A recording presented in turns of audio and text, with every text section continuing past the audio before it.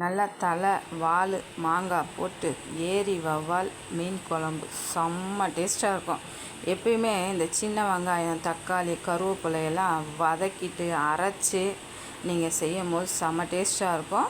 நல்லெண்ணெய், தாளிப்பு வடகம், பச்சை மிளகாய், கருவேப்பிலை, பூண்டு போட்டு நல்லா வதக்கிட்டு அரைச்ச விழுதை சேர்த்து அது கூடயே மிளகாத்தூள் காரத்துக்கு ஏற்ற மாரி சேர்த்துக்கோங்க. உப்பு சேர்த்து நல்லா எண்ணெய் பிரிஞ்சு வந்த உடனே கொஞ்சம் தண்ணி சேர்த்து மிக்ஸ் பண்ணி ஊற்றிக்கோங்க.